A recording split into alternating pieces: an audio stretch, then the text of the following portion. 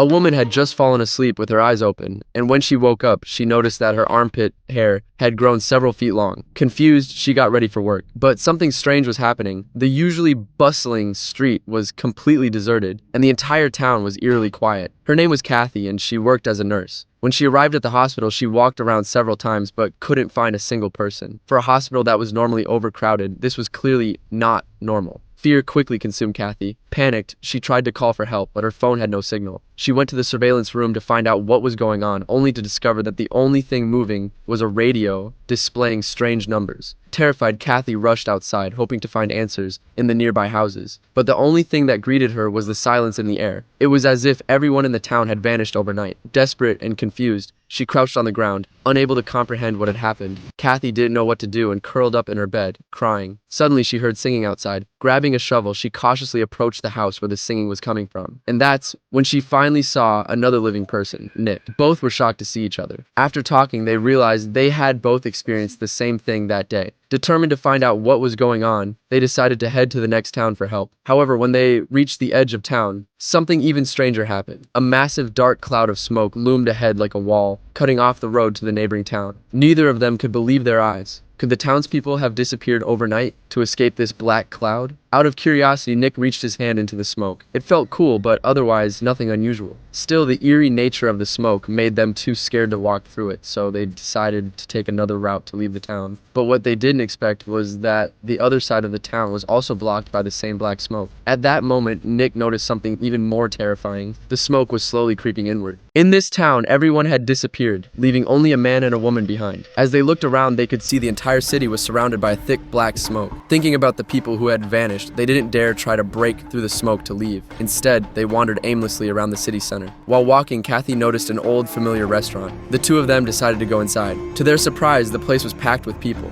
They rushed up to greet them, but something strange happened. These people seemed unable to see them. As they stood there confused, Kathy suddenly saw a younger version of herself. She realized this place resembled her 11th birthday, when her aunt had taken her here for dinner and given her a necklace. No wonder everything felt so familiar. Staring at her aunt, who had passed away years ago, Kathy tried to reach out and touch the elderly woman. But before she could,